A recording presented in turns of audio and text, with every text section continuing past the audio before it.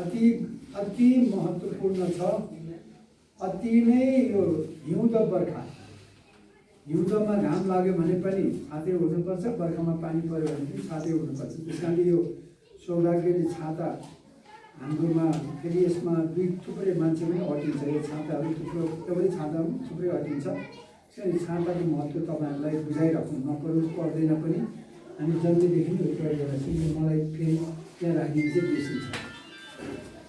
अब म यहाँ हलेसीमा छु, त्यहाँ माथि गएको थिइनँ, मैले सुनेको हलेसु होइन। अब तर आज धन्यवाद चाहन्छु भाइ र उहाँ जे होस्, उहाँलाई त्यहाँ पुग्यो। त्यो बुङ्गाखा भनेर के अरे बुङ्गालु हाम्रो तामिल भाषामा फुलको बगैँचा, त्यहाँ पनि पुग्यो। विशेष गरेर त्यो ढुङ्गाहरू असाध्यै प्रेसियस भन्छ अङ्ग्रेजीमा, भयङ्कर महत्त्वको छ, यो अमूल्य छ, त्यसलाई बचाउनु होला। अनि यतापट्टि होटेल मानिसले पाउनु भएको छ, उहाँलाई एकदम धन्यवाद दिनुपर्छ। उनीहरूको अप्ठ्यारो काम हो, आवश्यक हो तर अप्ठ्यारो काम हो, उहाँले गरिदिनु भयो, राम्रो हो। तर उहाँबाट सिकेर हामीले पनि गर्नुपर्छ। सम्भव छ, नगरी हुन्न, तर अब ठुलो सानोको कुरा बेग्लै छ। अब म तपाईँहरू यहाँ हलेसीवासीलाई के भन्छु भने, लु हलेसीवासीले यता सुनिदिनुहोस् है। अब म चाहिँ फेरि साइड टक गऱ्यो भने एकदम रिसाउने मान्छे, धेरै बोल्दिनँ पनि। म बोल्न त बोलिरहन्छु, तर यहाँ चाहिँ आज धेरै बोल्ने। म अर्को मिटिङमा जानुपर्छ, भरे फेरि जुम मिटिङ छ थुप्रै हजारौँ युवाहरूसँग। त्यस कारणले गर्दाखेरि तपाईँसँग छोटो आएको। जे होस्, तपाईँलाई बधाई छ। तर हलेसीको तपाईँहरू जनतालाई आफ्नै शरीर, हामी मान्छेलाई आफ्नो शरीर थाहा नभए जस्तै यो बत्तीको छेउमा भनेर भन्ने सुन्नु भएको छ होइन? सबै छ नि, हाम्रो उखानै छ, काँक्रीको घरमा के अरे आरनवालाकोमा टुक्री के हुन्छ, लोको बुझेकोमा लोकै खातेको हुन्छ, त्यस्तै किसिमको अब लुगा सिलाउनेकोमा खातेको लुगा हुन्छ भन्ने चाहिँ छ नि। त्यस्तै हामी मान्छेले जिउमा मान्छे के हो भनेर मान्छे चिन्दैन, आफ्नो शरीरै चिन्दैन। त्यसै कारणले दुःख पाइरहेको हुन्छ।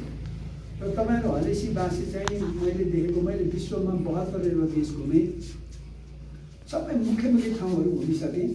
तर यहाँ जतिको राम्रो यो विश्वको सबैभन्दा एउटा महत्त्वपूर्ण भूगोलमा पर्छ। अहिले भयङ्कर महत्त्वपूर्ण भूगोलमा 4-5वटा कारणले पर्छ। पहिलो कारण चाहिँ यो हलेसी। अब धार्मिक हिसाबले म त धर्म मान्दिनँ। किन मान्दिनँ भने धर्मलाई विज्ञानसँग नजोडेको हुनाले धर्म चाहिँ बढी पापीहरूको मात्रै टेवा भयो। सबैको हुनुपर्ने, मान्छेको हुनुपर्नेमा धर्मलाई पापीको पेवा बनाएको हुनाले म त्यसको विरुद्धमा लागेको छु। तर धर्मलाई विज्ञानसँग जोडेको भएदेखि त्यो त असाध्यै ठुलो कल्याण हुन्थ्यो। त्यसको लागि चाहिँ अब बहस गर्दै जानुपर्छ, विज्ञानसँग जोड्दै जानुपर्छ भनेर म चाहिँ एकदम गराउँदै हेर्दै विज्ञान र प्रविधिमा लाग्नु, धर्म र संस्कृतिमा कम लाग्नु। कम लाग्नु भनेको अर्थ फेरि लाग्दै नलाग्नु भने होइन, राम्रो काम गर्नु, धर्म गर्नु हो। र अब अहिले पछि भनौँ न बिर्से भने पनि, तर जनता समाजवादी पार्टीको मान्छेले साँच्चीकै धर्म गर्नु, तपाईँहरू धर्म गर्ने ठाउँमा छ। अब पापी बन्नुभयो भने यही हो, अहिले जस्तै चाहिँ काङ्ग्रेस कम्युनिस्टकै जस्तो अलिकति बेग्लै तरिकाले गर्नु भने पाप मात्रै हुन्छ। म पनि हिजो काङ्ग्रेस, तपाईँहरू कोही धेरै जान्छ कम्युनिस्ट हुनुहुन्छ, खै सिक्नुपर्ने कुरा। तर अब किन हलेसी प्रख्यात भन्दाखेरि यो धर्मको त्रिवेणी। संसारमा 5वटा धर्म बढी चाहिने प्रचलित छ। पहिलो धर्म, पुरानो धर्म हिन्दू हो। त्यसपछि हिन्दूलाई सुधार गर्नको लागि बुद्ध आयो, बुद्धिस्ट धर्म बन्यो। अनि त्यसपछि पश्चिममा बुद्धपछि जिजस क्राइस्ट आएर इसाई धर्म बन्यो 2000 वर्ष अगाडि। 3000 वर्ष अगाडि हिन्दू धर्म थियो। 2600 वर्ष अगाडि बुद्ध यही नेपालमा जन्मेर उनी हिन्दू राजा थिए। यो धर्मले काम गरेन, अलिकति यो पापीहरूले फेरि उल्टा के अरे बाटो बिराएर उता लग्यो। अब खास धर्म चाहिँ यो भनेर भने।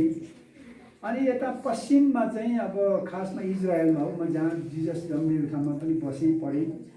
त्यहाँ बसेर पढ्दा उनी एक अद्भुत मान्छे जन्मेको रहेछ र उनको जुन बडो अचम्मको सानैमा त्यसलाई के भन्ने एकदमै ठुलो ज्ञान धेरै जान्ने दूरदर्शी मान्छे भएको हुनाले उनले त्यहाँको धेरै जनतालाई प्रभावित पार्यो। उनी पछि भगवान नै भए। उनको नाममा किताब लेखेर अहिले त अब भगवान एकमात्र भगवान भन्ने गरिन्छ, जिजस क्राइस्ट। फेरि उहाँ पछि 600 वर्षपछि मोहम्मद भन्ने मान्छे जन्मे उता मक्का मदिनामा जन्मेपछि अनि त्यो के अरे त्यही एरियामा उनी हुर्किँदै बढ्दै जाँदाखेरि उनको पनि ज्ञानको तह एकदमै पराकाष्ठ राम्रो भएको उनले पनि अब करोडौँ मान्छेलाई प्रभावित पारेको हुनाले उनी पनि भगवान तुल्य भए। त्यो 4वटा धर्म भयो। 5औँ धर्म चाहिँ पहिला मान्छेले मान्ने प्रकृतिलाई, जसरी अहिले राईहरूले मान्छ नि होइन, प्रकृतिलाई मान्छ। जस्तो आगोको पूजा गर्छ, सूर्यको पूजा गर्ने, माटोको पूजा गर्छ, बिरुवाको पूजा गर्छ।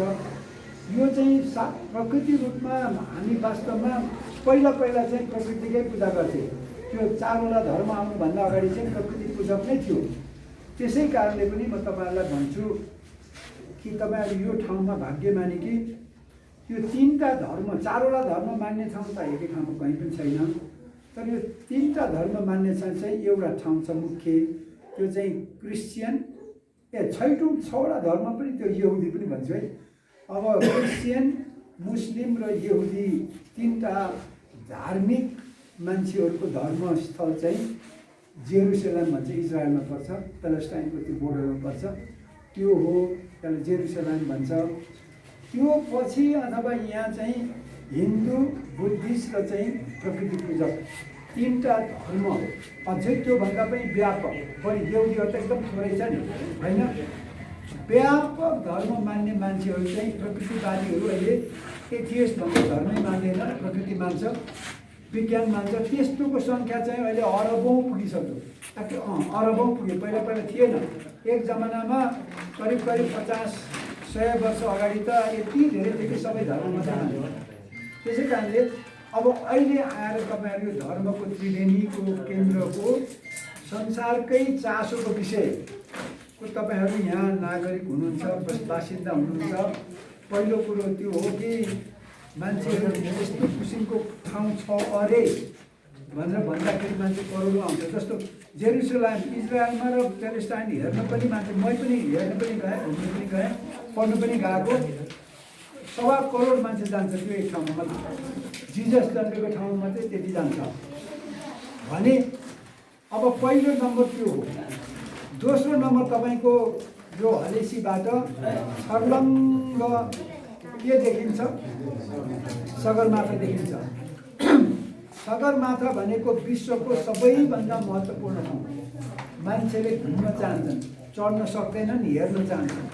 म संसारभरि घुम्दाखेरि के भन्थे, म चाहिँ माउन्ट एभरेस्टको देशबाट आएको हो भन्दाखेरि ओहो मेरो पनि सपना छ एक दिन त्यो संसारको सबभन्दा अग्लो ठाउँमा गएर हेरेर मार्ने इच्छा छ भन्ने भएको हुनाले मान्छेको एकपटक चाहिँ सगरमाथा माउन्ट एभरेस्ट कस्तो छ भनेर हेर्न आउन चाहन्छन्।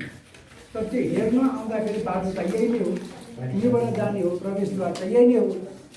त्यस कारणले पनि तपाईँहरूको त्यो मान्छे संसारभरिको अरबौँ मान्छेलाई प्रभावित गर्ने भनेको है। मैले चाहिँ तपाईँको प्रभावित गर्ने ठाउँ त्यो दोस्रो, पहिलो धर्मको त्रिवेणी, दोस्रो असाध्यै महत्त्वपूर्ण त्यो के अरे हो के भन्छ माउन्ट एभरेस्ट। तेस्रो चाहिँ फेरि अहिले जिउँदो संस्कृति, प्रकृति पूजकको पनि अति धेरै जिउँदो संस्कृति चाहिँ किराँत राईहरूको छ। किन छ जिउँदो संस्कृति थाहा छ? संसारभरिबाट संस्कृति मरिसक्यो, सबै नयाँ संस्कृति आइसक्यो। तर यहाँ चाहिँ अझै पनि पुरानो कल्चर छ। तपाईँहरूकोमा पिम्चुला छ कि छैन? अझै घर घरमा छ नि। अनि साकेला थानहरू होइन, प्रकृतिको पूजा। अब बाँचेको लिभिङ कल्चर भन्छ क्या संसारमा, बाँचेको खासमा जिउँदो संस्कृति चाहिँ थोरै भए पनि यही खोटाङमा छ। र धेरै जस्तो चाहिँ राईहरू यही हलेसी वरिपरि यही भिरपाखामै तपाईँहरू बस्नु भएको छ। त्यसले गर्दाखेरि यो तपाईँले बचाएको संस्कृति पनि यसो सुन्दा चाहिँ तपाईँहरूलाई मजा लाग्दैन होला, तर वास्तवमा त्यसलाई जगाउने राम्रोसँग चाहिँ के भन्छ व्याख्या गरेर प्रस्तुत गर्ने भने त्यो भयङ्कर जिउँदो संस्कृतिको रूपमा हुन्छ, त्यो तेस्रो कुरा हो होइन। अनि अब चौथो कुरा चाहिँ तपाईँको यो गुफा चाहिँ संसारमा धेरै धेरै गुफाहरू छन्, अनौठो गुफाहरू छन्। म धेरै गुफाहरू अमेरिका युरोपको धेरै गुफाहरू घुमेको छु, एसियाको पनि। तर यो गुफा विशिष्ट खालको छ। गुफै हेर्नु पनि मान्छेहरू चाहिँ करोडौँ मान्छेको इन्ट्रेस्ट हुन्छ के जियोलोजिकल स्टडी गर्ने कस्तो कस्तो भनेपछि त्यो गुफाको अति ठुलो महत्त्व छ। त्यस कारणले तपाईँहरू अनि अर्को हिसाबले हेर्ने भने फेरि यो खोटाङकै हिसाबले हेर्ने भने यो एरिया हलेसी एरिया चाहिँ सुक्खा एरिया हो। सुक्खा एरिया भनेको घाम लाग्ने एरिया हो। पानी कम पऱ्यो भने घाम धेरै लाग्छ, घाम धेरै लाग्यो भने पनि फेरि स्वास्थ्यको लागि धेरै राम्रो गर्छ। अब तल हामीले पानी त वरिपरि जति पनि छँदैछ, तलबाट पम्प मात्रै गरेर पानी ल्याउने हो भने घाम माथि लागेको छ, तल पानी जमिनमा दिन सक्यो भने यहाँ बिरुवा र प्राणीहरू असाध्यै स्वस्थ भएर बाँच्न सक्छ। त्यस कारण हेल्थ स्वास्थ्यको पोइन्ट अफ भ्यूबाट पनि धेरै राम्रो हो यो। म बुझ्दैन अहिलेको सुक्खा छ, पानी ल्याउन सकिन्छ। त अब प्रविधि छ, टेक्नोलोजी छ, तपाईँहरूको अब आउने नै वाला छ नगरमा पानी त तलबाट होइन, त्यसले त धेरै दिन काम लाग्दैन होला, तर त्योभन्दा बढी प्रविधिहरू पछि आउँछ र राम्रो हुन्छ। अर्को नेपालकै हिसाबले हेर्ने भने डोमेस्टिक टुरिस्टको लागि आउने हाम्रो त सुनकोशी र दुधकोशी छ होइन। दुधकोशीको अब आयोजना पनि हुँदैछ। सुनकोशी त नेपालको सबभन्दा ठुलो नदी हो, यसै कारणले पनि अनन्त यो जल क्रीडाहरू खेल गर्नेहरूको सम्भावना छ। त्यस कारण म तपाईँहरूलाई के भन्छु भने खोटाङ जिल्लामा अथवा नेपालमा पनि जनता समाजवादी पार्टीले काम गरेर देखाउने हो भने यो हलेसी हो एउटा पहिलो। त्यस कारणले तपाईँले काम गरेर देखाउनुपर्छ। जस्तो अहिले यहाँ विकास हुँदैछ के को 635 मेगावाटको बिजुली बन्दैछ। तपाईँलाई सबैलाई थाहा छ? कसैलाई थाहा छैन भन्नुहोस् त यो बिजुलीको बारेमा? कसैलाई थाहा छैन? यहाँ दुधकोशी आयोजनाको बारेमा कतिजनालाई थाहा छ, कतिजनालाई थाहा छैन? थाहा हुने हात उठाउनुहोस् त। थाहा हुने दुधकोशी आयोजना कतिजनालाई थाहा छ? ल यहाँ यतापट्टि थाहा छ, ल थाहा छैन। सुन्नुहोस्, अब यहाँ 2.5 खरब भनेको नेपालको अहिलेको 15 खरब मात्रै हो बजेट। त्यसको 2.5 खरब भनेको कति हुन्छ? त्यत्रो रकम बराबरको आयोजना यहाँ बन्दैछ। 635 मेगावाट भनेको धेरै ठुलो। अहिले नेपालको करिब आधा बिजुलीको तत्त्व, अहिले करिब 1200 जति मेगावाट चल्दैछ भने त्यसको आधा बिजुली यहाँबाट निस्किनेवाला छ। यो यति ठुलो काम हो। तर अब यो बिजुली निस्केपछि हाम्रो नेपालको हरेक व्यक्ति, विशेष गरेर हलेसी, यो रावाबेसी, दिक्तेलको अथवा खोटाङको समग्र नेपालकै लागि भनौँ न, यति ठुलो चाहिँ पैसा कमाउने बाटो हुन्छ रोजगारीको। यहाँ दिनको 20,000 मान्छे 5 वर्ष काम गर्छन् यो आयोजनामा चाहिँ। दिनको 20,000 मान्छे कम्तीमा होइन। कति विचार गर्नुहोस् त, प्रत्यक्ष रूपमा। अप्रत्यक्ष त लाखौँ हुन्छ। रोजगारीको कुरा ल्याउनुहुन्छ। यही अहिले तत्काल गरी सुरु हुँदैछ। तत्काल अब 2 वर्षपछि चुनाव भएपछि सबभन्दा महत्त्वपूर्ण काम गर्नुपर्ने जुनै पार्टीले पनि, काङ्ग्रेस, कम्युनिस्ट अथवा जसपाले जसले भए पनि मिलेर हलेसीको यो एरियाको, खोटाङको एरियाको मान्छेले गर्नुपर्ने, हामी धनी बनाउनु, धनी बन्नु र देशलाई धनी बनाउनुको लागि यो जलविद्युत तुरुन्तै एकदमै लागू गर्नुपर्छ। कहीँ कमी कमजोर त छ, तर पनि त्यो ठुलो छैन। सबैभन्दा कम समस्या भएको र बढी फाइदा हुने नै यो आयोजना छ। त्यस कारणले हामीले यसलाई पहिलो प्राथमिकता दिनुपर्छ। अर्को चाहिँ यो हलेसीमा धर्मको त्रिवेणी, सुन्नुहोस् है युवाहरू, विशेष गरेर धर्मको त्रिवेणी भएको हुनाले यहाँ दिनको सकेछ 1 लाख दिनको टुरिस्ट ल्याउनुपर्छ, होइन भने 10,000 घटाउनु हुँदैन। किनभने नेपालीहरू नै अहिले 50 लाख जति घुम्छन्। वर्षमा 10,000 जति दिनको मान्छे यहाँ के अरे नेपालीहरू ल्याउनु सक्यो भने 35 लाख हो। त्यति सजिलै आउँछ, दोहोऱ्याइ आउँछ। तर हामीले देखाउनु सक्नुपर्छ, तयार हुनुपर्छ, देखाउनु लायक हुनुपर्छ। त्यसको लागि काम गर्नु पर्यो। म लामो कुरा गर्दिनँ। त्यसको लागि महादेव स्थान भन्ने वडा, धिप्तुङ भन्ने वडा यो नगरको, र तल डिकुवा, 3टा वडा चाहिँ पर्यटकीय हिसाबले सकिन्छ भने हामीले काम लिनु जरुरी छ। तपाईँहरू प्रयास गर्नुहोस्। र यहाँ फेरि मैले मात्रै पहिला जस्तो काङ्ग्रेस कम्युनिस्टले जस्तो अघिमा भाइले भन्नुहुन्छ मैले तपाईँलाई अघि दिएको के कसैले खानुभयो कस्तो लाग्यो? मैले के खानु दिएको थिएँ त कसैले भन्नु सक्नुहुन्छ? भाइले भन्नुभयो के अरे थियो के खानु दिएको थिएँ भन्नुहोस् त? यतापट्टि भन्नुहोस् त म केही खानुभयो? मैले दिएको के खानुभयो भन्नुहोस् त? कसले खानुभयो त? थाहा भयो के हो त?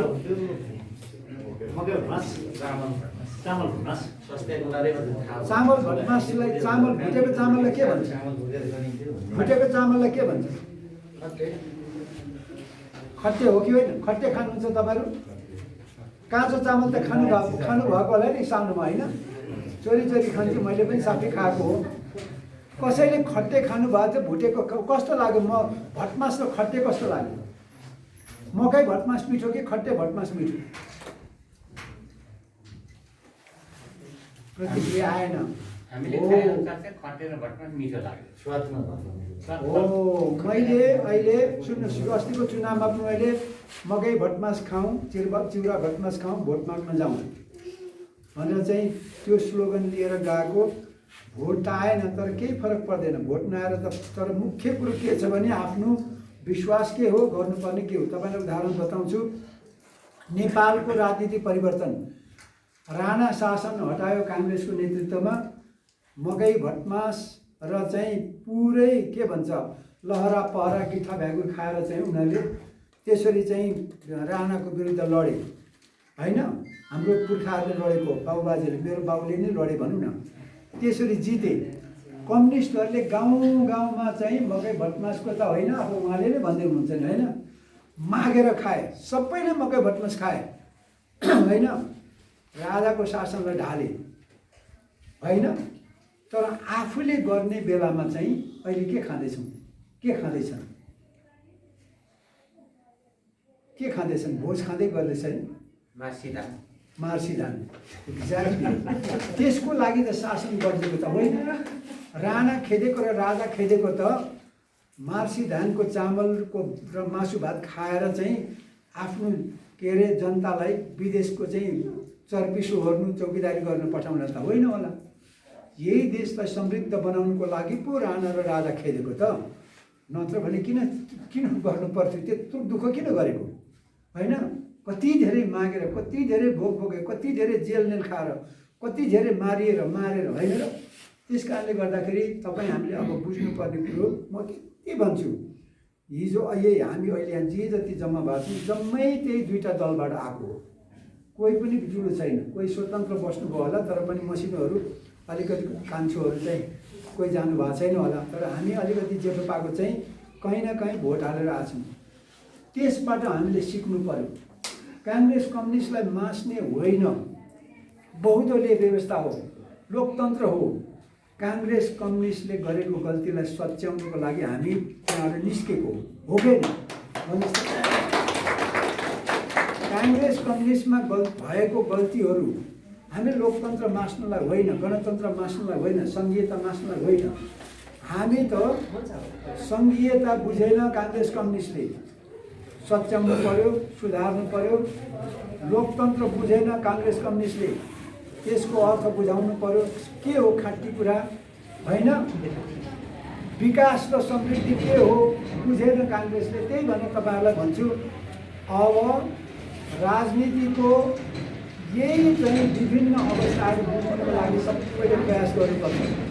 बाबुराम भट्टराईलाई मान्छेले गाली गर्छन्, पार्टी फेरिरहने भन्छ के? लुगा पार्टी भनेको त लुगा जस्तै त हो होइन? यसले काम लागेन भनेदेखि त फेर्नु पर्यो। किनभने कयौँ कुराहरू गर्दै गर्दै गर्दै जाँदाखेरि केही हरेक विचारधारा चाहिँ बदली भइरहन्छ। तपाईँलाई अघि मैले धर्म किन धर्म चाहिँ अहिले राम्रो लाग्नु छोड्यो? धर्म गर्ने जति जम्मै पापीहरू भए। त्यस कारणले त्यो धार्मिक धर्म भनेको त असल कर्म हो। असल कर्म गर्नुपर्नेमा किन पापीहरू धेरै चाहिँ धर्म अथवा मन्दिर मस्जिद गुम्बाहरूमा किन जान थाले भन्दाखेरि यही कुरो हो, मान्छेले बिगारेको। त्यस कारणले मैले भने काङ्ग्रेस पार्टी र कम्युनिस्ट पार्टी मान्छेले बिगार्यो। त्यो धर्म गर्नुपर्ने ठाउँ थियो, देश बनाउनु पर्ने ठाउँ थियो भने बिगार्न थाल्यो भने अब हामीले त्यहीँबाट फेरि अलग विचारहरू भनेको अलग अलग अलग जन्मिरहन्छ र जन्मनुपर्छ। परिवर्तन भनेको त्यही हो, किनभने संसार गतिशील छ। तपाईँलाई मेरो भनाइको अर्थ के, तर राजनीति छोड्नु हुँदैन। आधुनिक मान्छेको जीवन राजनीतिमै आधारित छ।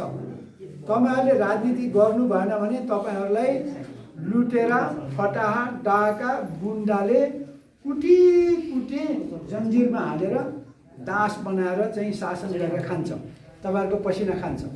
त्यस्तो छ, त्यस्तो भइआएको हो नि त। जन्जिरमै बस्यो नि त, होइन? धेरै मान्छेहरू त पहिला त्यसरी त दासयुग बन्छ। सामन्त राजाहरूले गर्दाखेरि हामीलाई कति दबाएर त्यो धर्मको आविष्कार र भगवानको आविष्कार उनीहरूले गरेको हो, त्यो पनि भोग्यौँ नि हामीले। अब लोकतन्त्र आयो। लोकतन्त्रको सबैभन्दा उच्चतम अवस्था अहिले स्थापित छ। सुन्नुहोस् है, सबभन्दा लोकतन्त्रको उच्चतम अवस्था भनेको गणतन्त्र हो। राजाले होइन, जनताले चलाउने शासनलाई गणतन्त्र भन्छ। त्यसपछि सङ्घीयता। सुन्नुहोस् है भाइ बहिनी, अब मलाई भाइ यता सुन्नुहोस् है। सङ्घीयता भनेको अर्थ बुझेको छैन, मैले नबुझेको रहेछु। सङ्घीयता भनेको आफ्नो काम आफै गर्नु रहेछ। जहाँ जहाँ बस्ती छ त्यहीँ जिम्मेवारी देऊ, स्रोत साधन सबै एक ठाउँमा जम्मा गरेर त्यहीँ बाँडिदेऊ भनेको। अझै अहिले पनि हाम्रो सङ्घीयतामा पालिका र प्रान्तहरू ठिक छैनन्। खासमा वडालाई दिनुपर्ने रहेछ क्या सबै। अहिलेको जुन पालिकालाई एकदमै ठुलो शक्तिशाली बनाएको गलत छ है। तपाईँहरू हामीले पालिका दिँदा पनि अब हुने मेयरले चाहिँ वडालाई अधिकार दिनुपर्छ। त्यो पालिकाले अधिकार लिएर म गरेको छ। म तपाईँहरूलाई जहिले पनि भन्छु, ए आयो 5 मिनट, अब 5 मिनट 5 मिनट। अब सुन्नुहोस् है, यो सङ्घीयताको हुनुपर्छ। अहिलेको सङ्घीयतामा तपाईँहरूलाई भन्छु, सुनिराख्नुहोस्, यहाँ रेकर्ड पनि हुँदैछ। अहिलेको सङ्घीयताको समस्या थाहा छ? एउटा सिंहदरबार 753 भयो, त्यो गलत छ।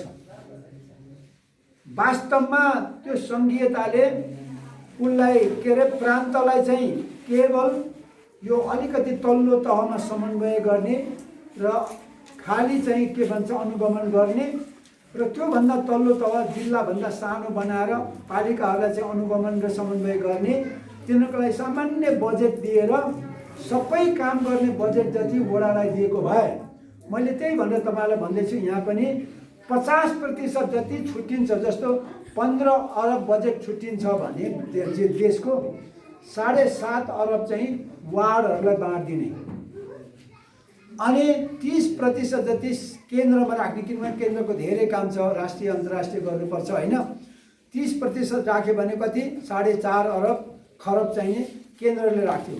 10% चाहिँ पालिका र के भन्छ प्रान्तलाई राखिदिएको भएदेखि सजिलोसँग, अहिले 20% सजिलोसँग काम हुन्थ्यो। किनभने वडामा भ्रष्टाचार कम हुन्छ। जति पालिकामा अहिले भित्रै बजेट लुगाएर र प्रान्तमा बजेट लुगाएर यति धेरै ठुलो भ्रष्टाचार गरेको छ कि यसले माथि लानेवाला छैन। त्यस कारणले सङ्घीयतालाई अहिले यो काम लाग्दैन भनेर उनीहरूले जानी यहाँनिर अब हिजोको सनातनी अब दुईटा पार्टीले चाहिँ जानी गरेको छ। बाबुरामजीले त भनिरहनुहुन्छ। अब त्यसमा सुधार गर्न आवश्यक छ। तर हामीले काम पायौँ भनेदेखि कुनै पनि हामीलाई पालिका यो 10वटा पालिकामा मेरो त अनुरोध के छ भने सबै पर्दैन।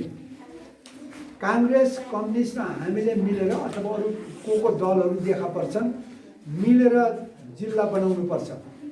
हामीलाई जो मेरो त प्रस्ताव के छ भने 80वटा 79वटा वार्ड छ, हामीलाई 20-25वटा भए पुग्छ, गरेर देखाउनु पर्यो। अनि पालिका 10वटा छ, 3-4वटा भए पुग्छ, चाहिँदैन धेरै, गरेर देखाउनु पर्यो।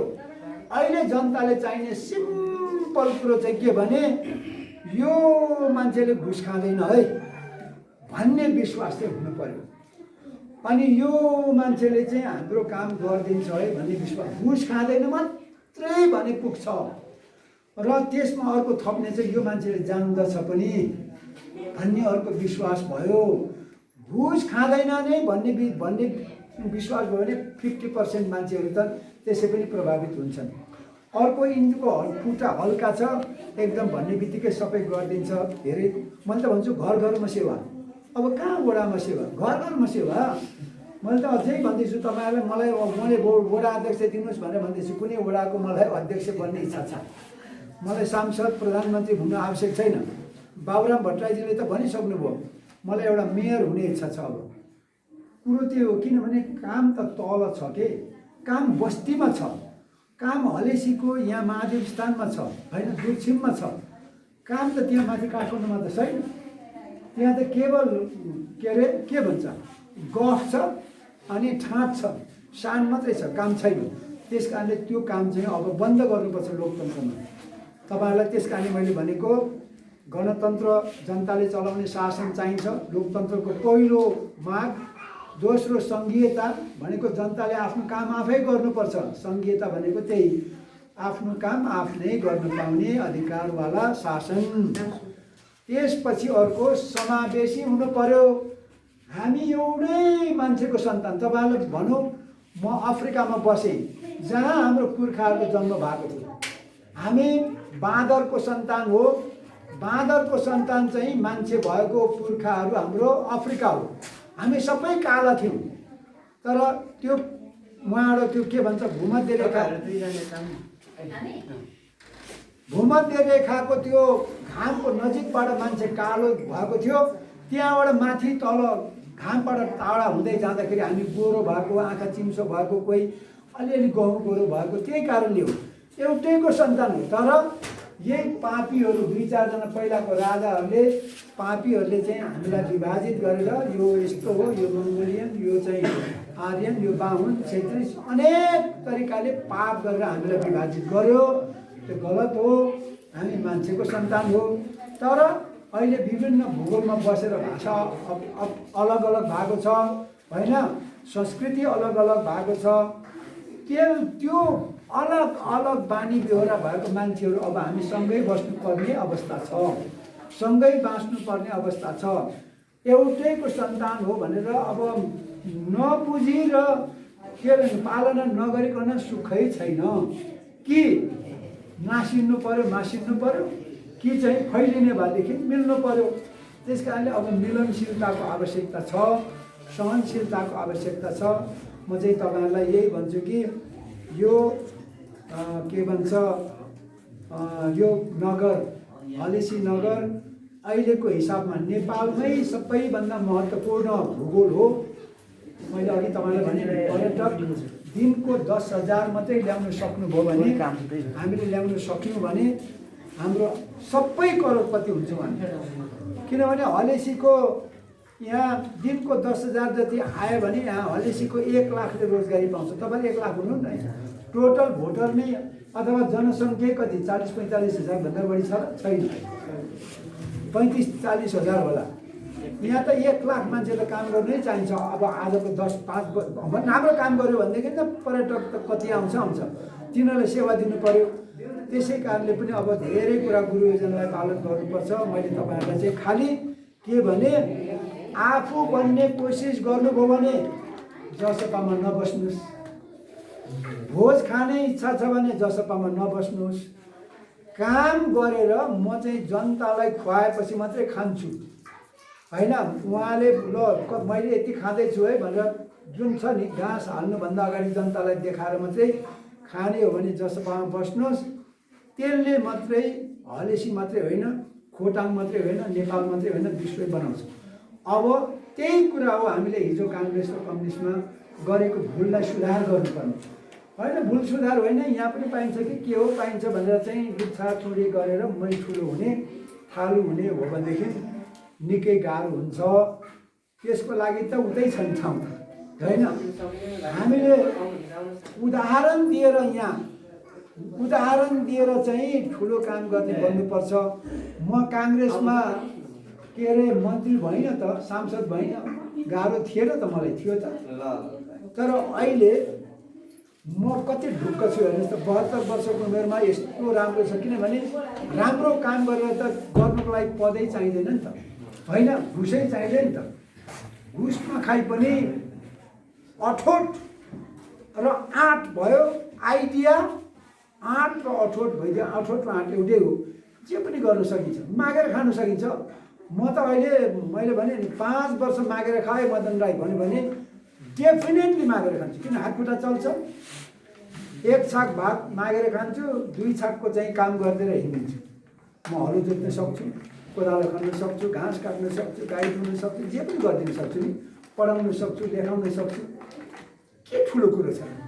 आखिर 4 सेकेन्ड बाँच्ने हो। यहाँ चट्याङ कतिको पर्छ तपाईँहरूकोमा? यो वर्ष कति मर्यो चट्याङले खोटाङमा? तपाईँलाई थाहा छ? प्रत्येक वर्ष 8-10 जना खोटाङमै मात्रै मर्छ। पशुहरू त धेरै मर्छ, नेपालमा 1000 जति मर्छ मान्छे। चट्याङले 4 सेकेन्डमा मान्छे मर्छ। त्यो मध्येमा म पनि हुनसक्छु, तपाईँहरू पनि हुनसक्छ, के थाहा। हिँड्दा हिँड्दै दिक्तेल गएको बेलामा दिक्तेलमा कति धेरै चट्याङ पर्छ। म त यसो हेर्छु, आज बाँचेँ है जस्तो लाग्छ। म त प्रत्येक दिन बाँच्छु, भोलिको के ठेगान। 72 वर्ष पुगेछ, हेर्नुहोस् न, गजब। त्यस कारणले तपाईँहरू अजम्बरी बन्ने, ठुलो बन्ने कोसिस नगर्नु होला जसो पार्नु, मेरो चाहिँ त्यो आग्रह हो। र नेपाली भएर, नेपाली त विदेशमा हामी के छौँ र, ठुलो भएको चौकीदारी गर्ने हो, अनि त्योभन्दा अरू काम त के उयो चर्पिसो गर्ने हो। त्यो पनि काम हो र आफ्नो यहाँ यत्रो संसारको अति धेरै धनी देश हामी, पानीको धनी, बिरुवाको धनी, प्रकृति जेको यत्रो सगरमाथा बुद्धको देश के मात्रै छैन। अलिकति आइडिया लगाएर बनाउनु सक्यो भने थुप्रो छ। हलेसीमा त कति हो, कति थुप्रो छ। तर एउटा कुरो चाहिँ आफै ठुलो भने मै चिनिस भन्ने, चिनी माग्ने गर्नु भने तपाईँलाई ढुङ्गा बाहेक अरू ढुङ्गा पनि हाल्नु त, एक ढुङ्गा हाल्यो भने त खत्तमै हुनेछ होइन र, कुकुरी भन्दा लाग्ने छ ढुङ्गा। त्यस कारणले मेरो शुभकामना छ तपाईँहरू हलेसीको एकदमै ठुलो हामी सघाउँछौँ। म त यहाँ अब मलाई बोलाउनुहोस्, यहाँको 11वटा वार्डमा म एकदमै गएर 1-2 दिन बस्न तयार छु। के गर्नुपर्छ व्यवसाय अघि भनिहाल्नुभयो तपाईँहरूले, एकदम मलाई त फुर्सदै छ। त्यहाँ स्कुल खोलेको छु, त्यो सबै यहाँ अब जीवनलाई भनेको उहाँले सक्नु भएन, पछि हामी गर्छौँ नि। त्यो स्कुल त यहाँ प्रत्येक वार्डमा ल्याउनुपर्छ, पैसा धेरै लाग्दैन, विकास अनन्त विकास हुन्छ। अब त्यो पालो हाम्रो आउला, युवालाई मौका त दिएको हो, गरेन के गर्ने। ठिकै छ, अब बिस्तारै हामीले गर्ने, उनीहरूसँग सहकार्य गरेर सबै मिलेर गर्नुपर्छ। एकदम सम्भावना छ, बोलाउनु होला। म चाहिँ कसै गरी कहाँ के छ पुरा सम्पर्कमा। सूर्यजी छ मेरो उत्तराधिकारी। अब यहाँहरू त जिल्लाको सबै तपाईँहरू यहाँ हुनुहुन्छ। हाम्रो मणि काका, उहाँ त्यत्रो 27 वर्ष सेवा गरेर आउनु भएको छ। उहाँ जतिको इमान्दार, उहाँ जतिको के अरे स्रोत साधनयुक्त, अब उहाँ अब झन्झनै अरबौँको सम्पत्ति छ। उहाँ यस्तो झुसुए भएर हिँड्नुहुन्छ, म पनि त्यस्तै त हो। हामी घुस खाँदैनौँ, काम धेरै जान्दछौँ। फेरि अब यहाँ गाउँका पनि धेरै अनुभवी मान्छे। अब मोहनजीको त के कथा सुनौँ, उहाँ के अरे बाजे हुनुहुन्छ हाम्रो वीरबहादुर बाजे। उहाँ त्यत्रो वर्ष सबैभन्दा इमान्दार शिक्षक हाम्रो।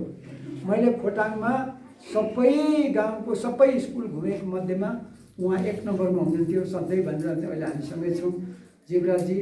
अब एउटा कुरो चाहिँ यहाँ के छ भने समावेशी छौँ। अर्को मैले भने तपाईँलाई अघि गणतन्त्र, सङ्घीयता र समावेशिता, हामी धेरै थरीको छौँ। हाम्रो पार्टी समावेशी भइसकेको छैन, किनभने अब यसलाई चाहिँ महत्त्वपूर्ण छ। यो जरुरी छ। अहिले जस्तो यहाँ हाम्रोमा करिब 27-28%, 29% जति चाहिँ खसारे छ। त्यो प्रतिशतमा यहाँ हलेसीमा कति छ अलिक कम होला होइन, किनभने राईहरूको सङ्ख्या बढी भएको हुनाले प्रतिशत चाहिँ मिलाउँदै जानु होला। महिलाहरू पनि मिलाउँदै जानु होला। जान्दैन नभन्नु के, कोही नजान्ने छैन। मैले त मेरो स्कुलमा सिकेको नजान्ने त कोही पनि हुँदैन रहेछ, मौका त दिनुपर्ने रहेछ। एकछिन जान्दैन, भरे त मान्छे हो ल्याइहाल्छ पारा। तर अलिकति सहँदै सिकाउनुपर्छ। नेतृत्व भनेको बाबुआमा जस्तै त हो नि। म तपाईँको बाबुआमा जस्तो हो। हुन त अब नाताले मेरो काका र बाजे पनि हुनुहुन्छ, तर उमेरको त मै बाबु जस्तो छु नि, दाजु त हुँ। त्यस कारणले म छु नि। तपाईँहरू हुनुहुन्छ आफै पनि यत्रो चाहिँ एकअर्कामा चाहिँ सघाउ पगाउ गरेर चाहिँ गर्न सकिन्छ, समावेशी बनाएर चाहिँ लानै पर्छ। किनभने हाम्रो अहिले हाम्रो दलमा नेपालकै गौरव लोकतन्त्रको सर्वश्रेष्ठ के अरे हाम्रो चाहिँ अवस्था भनेको गणतन्त्र, सङ्घीयता र समावेशिता हो। त्यसमा गणतन्त्रको पिता हाम्रो डाक्टर बाबुराम भट्टराई नलागेको भएदेखि गणतन्त्र कहाँ त्यो प्रचण्डलाई कसले चिन्थ्यो भयो। उहाँ हाम्रो नेतृत्वमा भलै अहिले उहाँ मेयर हुन्छ भन्नुभएको छ, राम्रो कुरा हो। भइसक्यो प्रधानमन्त्री, हामीलाई गाइडेन्समा पुगेको नि उनी हो। अनि सङ्घीयताको पिता हाम्रो महन्त ठाकुर र उपेन्द्र यादव नै हो, राजेन्द्र महतो। उनीहरूले नकराएको भए सङ्घीयता आउँदै थियो।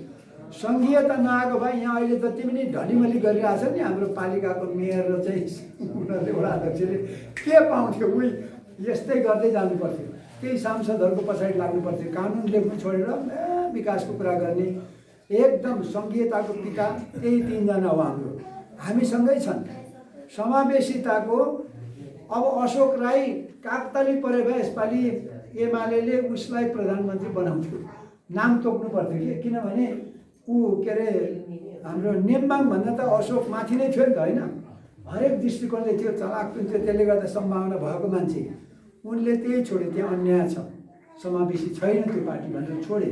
त्यस कारणले समावेशिताको लड्ने अशोक राई जस्तो मान्छे, तिनटै यो लोकतन्त्रको भयङ्कर ठुलो लडाइँ लड्ने जीवित नेताहरू हाम्रो पार्टीमा हुनुहुन्छ।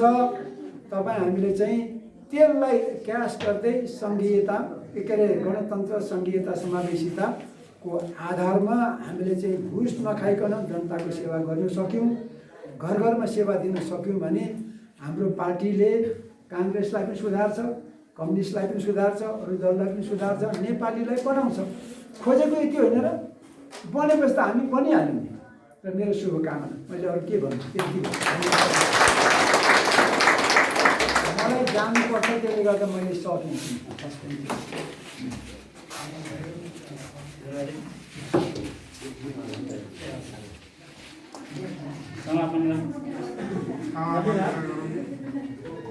जनता समाजवादी पार्टी नेपालका केन्द्रीय सदस्य हाम्रो कृषि वैज्ञानिक मनोज राईले आफ्नो भनाइहरू विशेष गरेर युवा उद्यमशीलता, सङ्घीयता र आर्थिक समृद्धिको सवालमा चाहिँ आफ्नो कुरा राखेर गइसक्नु भएको छ। हाम्रो रूपान्तरण सभाका सभामा चाहिँ आफ्नो भनाइ राख्ने र आजको यस कार्यक्रममा चाहिँ